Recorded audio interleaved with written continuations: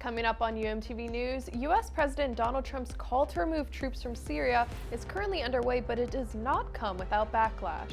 Plus, we'll tell you how one Utah dad quite literally dodged a bullet to keep his kids safe.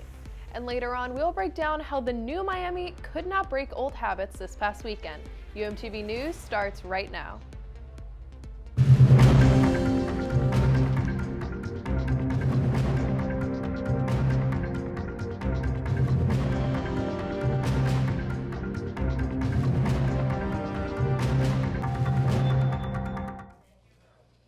Hello and welcome to UMTV News. I'm Lily Marks. And I'm Grace Smith. Thank you for joining us.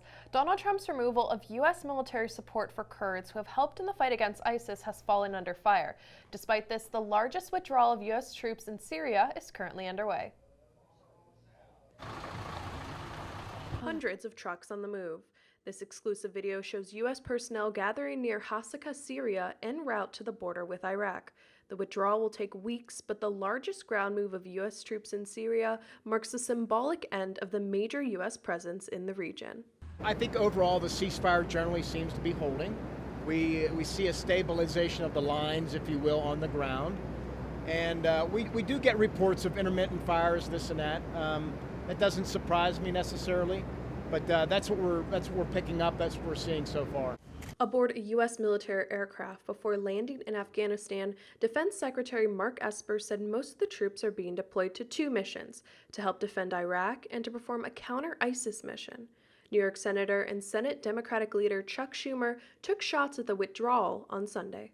It was clear to me from our meeting at the White House Wednesday that first, the military are extremely upset with what the president did. We heard a little bit about that from General Mattis at the Al Smith dinner, and I talked to him at great length about it. But that second, we don't have a real plan. This was done on a whim and done precipitously, and it's damaging. The Syrian Defense Force press office has said attacks from the Turkish military and Turkish-backed militants in a 24-hour period resulted in 16 dead and 3 wounded. The statement also says that Turkish forces and their allies continue to launch attacks on Syrian villages despite agreeing to a ceasefire. President Donald Trump's personal lawyer, Rudy Giuliani, is under FBI investigation, and recent discoveries suggest he could pose a national security threat. Some U.S. political figures are condemning their former New York mayor in response to investigators into a counterintelligence probe.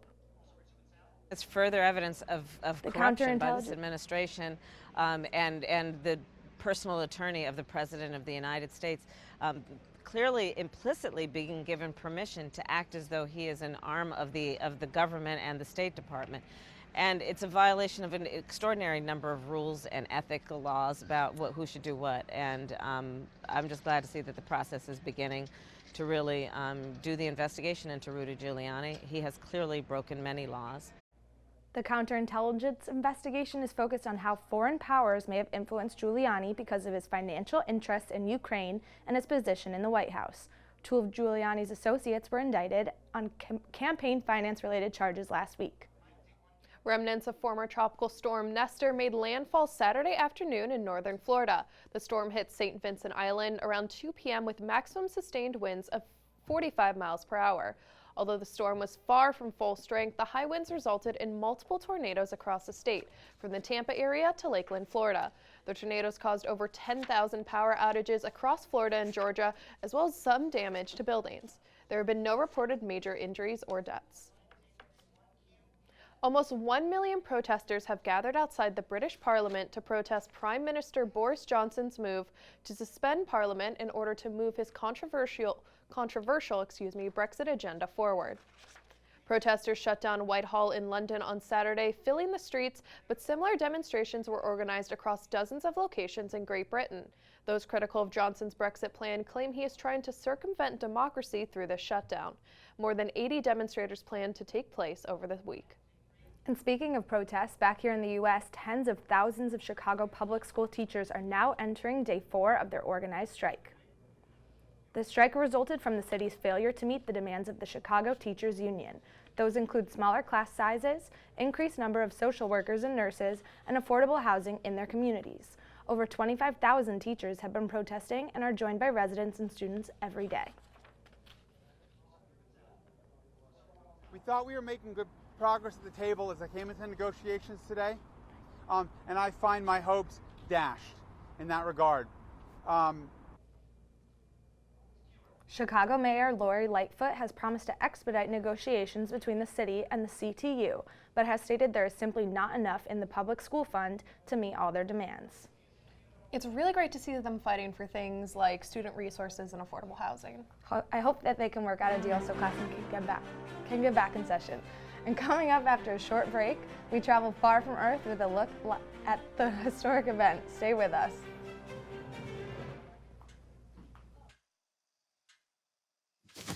Awkward. I'm the awkward silence.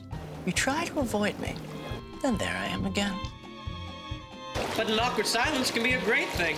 Like Kelly here is about to demonstrate. You haven't really been yourself lately.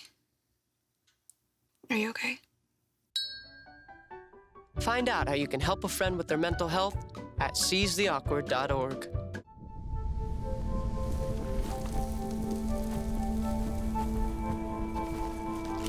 Eva Marie smoked 12,000 packs of cigarettes over 15 years. She quit, and now there's a new lung cancer screening that could save her life. You stopped smoking. Now start screening. No matter how much you smoked, early detection could save you. Talk to your doctor or learn more at savedbythescan.org. Thank you for staying with UMTV News. A new study has concluded that some baby foods may have traces of toxic heavy metals. 168 baby foods were tested, and researchers found that nearly all of them contaminated with either lead, arsenic, cadmium, or mercury. Experts say even small amounts of these neurotoxins can have a huge impact on a developing brain. To avoid exposure, it is recommended that the following 3 steps are taken, such as reducing rice, avoiding juice, and adding variety. 2 kids, one 6 and the other 9 years old, on mini motorcycles in Utah dodged a bullet, literally, this past weekend, thanks to their dad. The 2 children were stopped and threatened by their 61-year-old neighbor, who scolded and physically harmed them. When their father came to the rescue, the neighbor pulled out a gun and pulled the trigger 3 times. No one was injured. He was pointed right at me when he took the shot. I want to beat the crap out of him. You know, like when I was heading towards him, I had full intentions of tackling the guy and smashing his head into the street. The neighbor has been arrested by a SWAT team after he barricaded himself in his own home, resisting the arrest.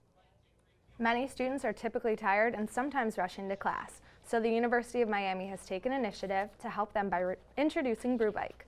BrewBike is a student-run coffee company that started at Northwestern University and opened up at UM in the beginning of this semester. It is conveniently located in the middle of campus, so it's convenient for students on their way to class. The cold brew is highly caffeinated and very delicious. BrewBike offers flavors such as traditional cold brew, cinnamon sugar, and iced tea. They have 2 sizes, and the prices start at about $3. The baristas always make sure the coffee is high quality. BrewBike is awesome for students because it's on their way to class, the lines go by really fast, and the coffee is amazing. It's very caffeinated, and we have different flavors so you can mix it up every time. The BrewBike is on campus permanently every day, weather permitting. I'm UMTV reporter Gianna Sanchez, and history has been made far above the Earth's horizon. The first time ever all-female spacewalk went down on the International Space Station on Friday morning and made a huge stride out of this world. We recognize that it is a historic achievement, and we do, of course, want to give credit to all of those that came before us. 2 female astronauts making history. Emerging from the International Space Station with one small step, they took a giant leap for womankind. NASA astronauts Jessica Meir and Christina Cook successfully completing the first ever all-female spacewalk. I can tell you, the hard work certainly did pay off. Repairing a faulty battery unit that was keeping newly installed batteries from increasing power to the station. It is expected to have a good, long life. Doubtful that we would even need to replace it again unless something happens. The voice guiding them through it all back on Earth and mission control was astronaut Stephanie Wilson. I have to ask, where are we flying over? It's beautiful. Christina, Jessica, we are flying over the Middle East. Christina, Jessica, please stand by for a call from the President of the United States. President Trump congratulated the astronauts while they carried out their duties. You're very brave, brilliant women, and you represent this country so well. For us, this is really just us doing our job. It's something we've been training for 6 years and preparing for. Gianna Sanchez, UMTV. I have to say, as a woman, this story makes me very happy. It's truly super inspirational. Now don't go away, we'll be right back with more on UMTV News.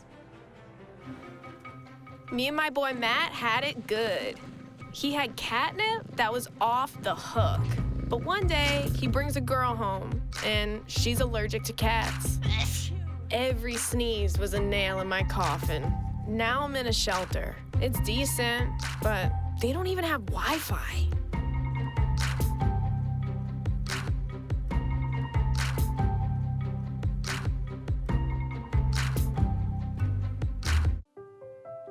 So we were walking to school. I started thinking about lunch. Mom packed me turkey and cheese. She's I really smart. want cheese pizza. Sometimes her mind wanders. We should have a sleepover. I remember saying, Laura? I think I heard Mom say something. The sign says don't walk. Sometimes it's so overwhelming. I really hope she doesn't have I really another hope I bad don't day have another bad day at school today. When you can see learning and attention issues from their side, you can be on their side. Go to understood.org, a free online resource with support and tools to help your child thrive. Hurricanes head football coach Manny Diaz has stolen attention in Miami after recent losses, but once the final whistle blew this weekend, former head coach Mark Richt was in the fans' thoughts and prayers. The former Hurricane and 3-year head coach announcing over Twitter on Monday that he suffered a heart attack. Richt tweeted that he is doing fine, saying, quote, "As I went through the experience, I had peace knowing I was going to heaven, but I was going to miss my wife," end quote. The 59-year-old says he plans to be back at work as an analyst on the ACC network this week. While Mark Richt is recovering, his former football team was looking to build momentum Saturday, second to last home game of the year for the Hurricanes, but the result was one fans would simply want to forget. Miami looking to build off of their first ACC win against Virginia, but falling short in every way possible. The Canes failing to convert a potential game-winning field goal late in the fourth quarter, and Georgia Tech icing the game with a touchdown in overtime. Miami falls 28-21. They will face Pittsburgh on Saturday. This past weekend, Hurricanes football may have been in the spotlight, but one student organization stands behind the team to make sure the student experience is as spirited as possible. Category 5 is a spirit programming board for UM. They plan the student fan zone, Category 5 flags, and student section smoke for every home football game. The organization gets to Hard Rock Stadium 4 hours before kickoff to provide giveaway items, food, water, music, and more. This past weekend, they gave out free breakfast for all students. But football chair Justin Grauer says the fan zone is more than just the free items. So Cat 5 tries to foster a sense of community and school spirit by creating an atmosphere that really puts the student in the game, makes them feel like they're part of the university and part of what's going on in athletics. Category 5 will be hosting a watch party for the game this weekend at 11:30 a.m. They'll be giving away free food as well as a few RAT gift cards. Oklahoma's football team is scoring a lot of touchdowns on the gridiron this season, averaging more points than any other school in the country.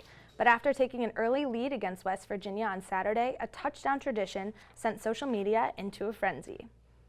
No more horsing around the Sooner Schooner wagon running onto the field and breaking apart. Now that's how you make an entrance. No one was injured in the crash, but Oklahoma's Twitter account may have to ignore some mentions.